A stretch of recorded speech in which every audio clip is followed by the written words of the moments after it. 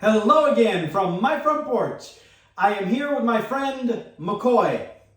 Think about it.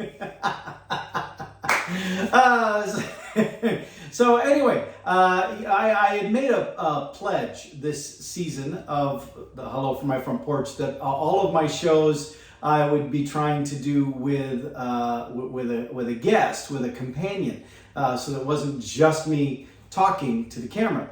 However, that has been quite a challenge to get to do, actually.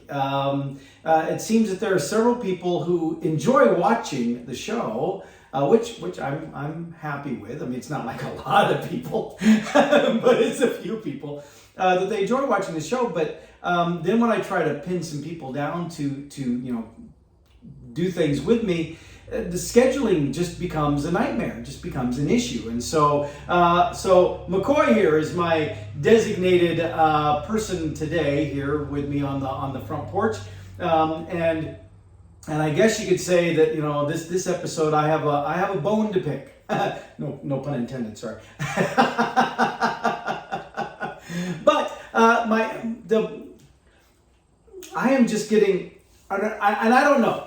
They say people evolve over time, they change over time, and I do believe that happens. I do believe people can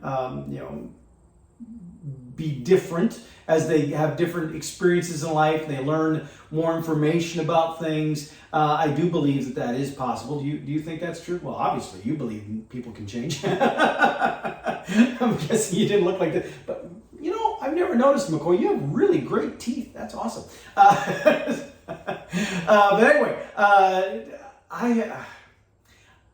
I used to be very political, but also very right-wing political. Now, for some of you, you're not surprised by that at all. Others might be. But from before I was able to vote, I was involved deeply in politics, like not just door knocking, but literally serving on campaign committees and heading up entire campaign initiatives. While I was still in high school, I was doing these kind of things. And that life progressed on until the mid-90s, when I actually threw my hat in the ring, like McCoy said, threw my hat in the ring and ran for state senate.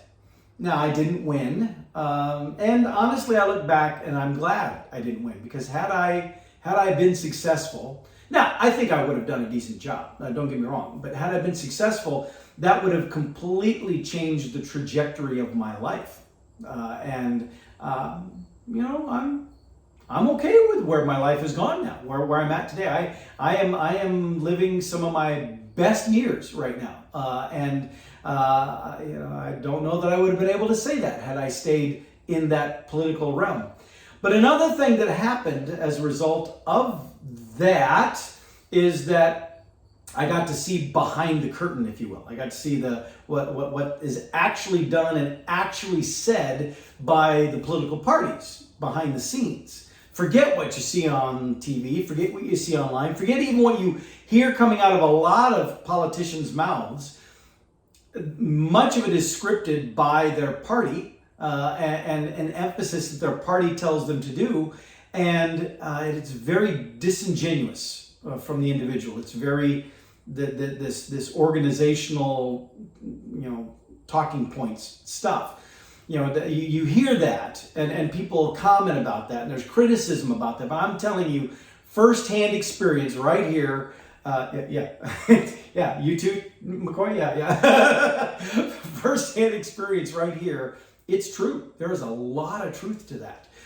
And that sort of turned me off to the whole thing. I was disillusioned by that, because you can laugh and you can mock all you want, but up to that point, I was an idealist, a partisan idealist. I believed that what I stood for was the right stuff, the appropriate, competent position, and that by standing for those things, I was the principled one, I was the noble one, and the people who thought differently were the bad people.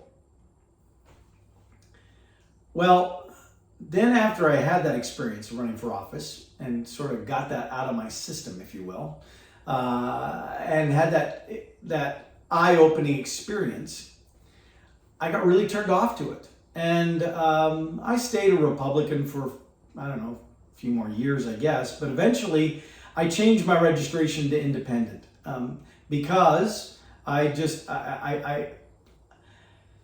when you join a political party, it should be because that political party and you align, that you feel like you're pursuing the same things. And while there were a lot of things Republicans said they stood for that I agreed with, there increasingly were things that I found myself not agreeing with, even though at one time I did used to agree with those things. Even though at one time those things I championed and I spoke for. But as life went on, I began to realize that I don't really feel that way. I don't really believe with that. I don't want to necessarily even be aligned with this specific thing or this specific thing. These things are okay, but this thing, no.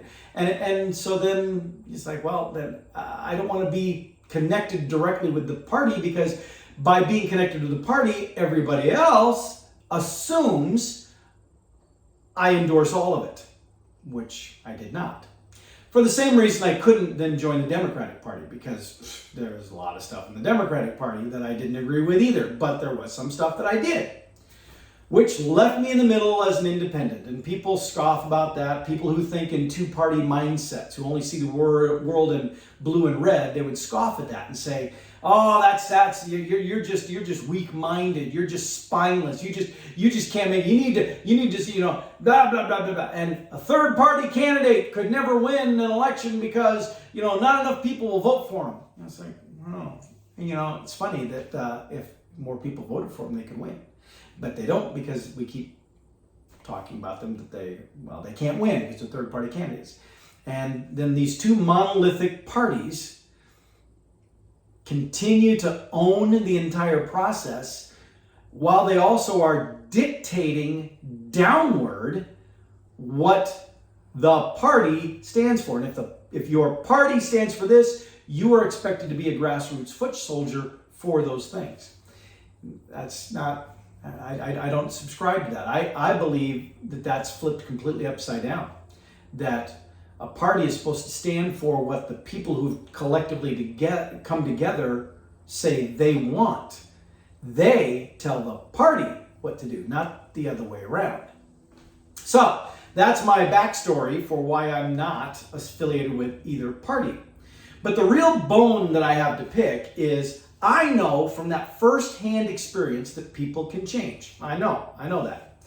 However, I see increasingly a whole lot of examples in the political stage of politicians backtracking off of positions that they have staunchly held in the past for political expediency today and getting away with it. I don't understand why we let them do that. I mean, one of the biggest examples of this that comes to mind is our current president, Joe Biden.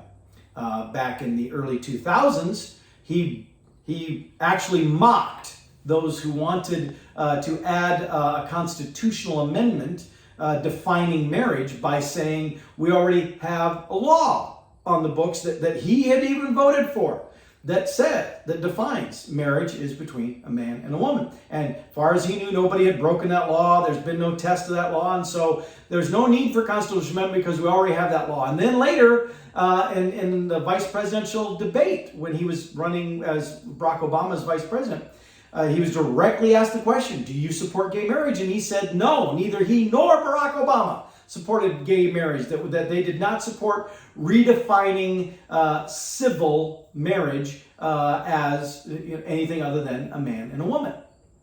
Fast forward to today, where now he is presented as this champion, this standard bearer, this defender of the LGBTQ plus whatever initiatives that they want to do, that he is a voice for those people, that he is a staunch defender of gay marriage and things like that. And that if you let Republicans have some power again, they're going to go after that. They're going to tear that down. They're going to take the position that Joe Biden himself had not all that long ago.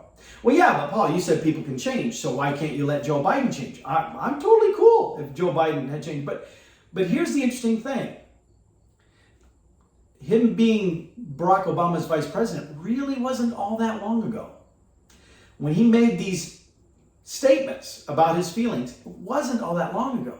So what changed? What was the catalyst? See, in my case, I've told you now what my catalyst was, what caused me to... Do you agree? Thank you. I like this. I can move the seat a little bit and he'll nod. Yeah, that's good to know.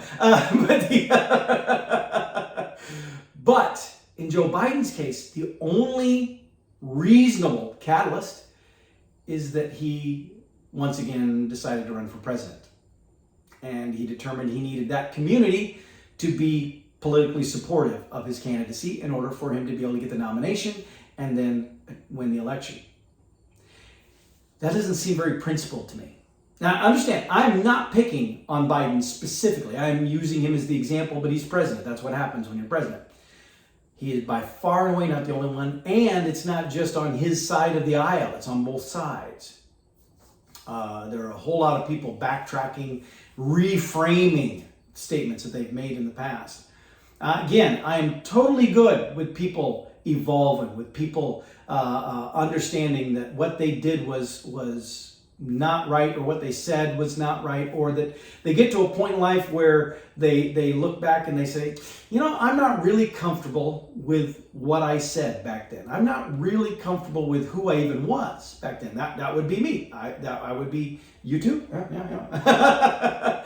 But what I do know is that just because someone now expresses a different mentality or a different opinion does not mean that they had a change of heart. Could just mean that they are doing it for a manipulative, almost gaslighting kind of reason. And because of my past experience, more often than not, I'm going to suspect if it's a politician who's had the change, it's because of their agenda, their desire to win an election or to curry favor with some crowd that they didn't used to care about. That may not be the case for all of them, and I certainly am not going to disparage those who genuinely and truly, honestly do find some new information and go, oh, well, now that I see this, well, that's a whole different story. In fact, those people I admire. I don't care whether I agree with them or not. I admire the fact that they are willing to say, oh, you know what? I'm changing my opinion because of information I now have available that I did not have available to me then. That would be great. When you see, and we're going to see a lot of them now because we're gearing up towards the election coming up here in a few months.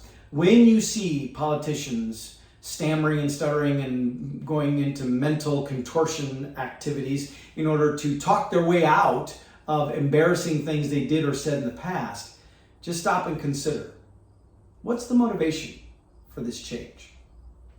Is it genuine principle, or is it just to get votes? Because if it's just to get votes, that means they really haven't changed. They just learned to put on a better facade to fool you. Don't be fooled. That is the bone that I had to pick. sorry for exploiting your what would you say, your flesh challenged body? Is that what's the politically correct thing? I don't know. But anyway, that's it. It's good to be back on the front porch with a guest. Unfortunately, this guest clearly waited a long time to be on the show. But thank you, McCoy, for being here and for being my guest for this episode. And with that, I'll see you next time from my front porch.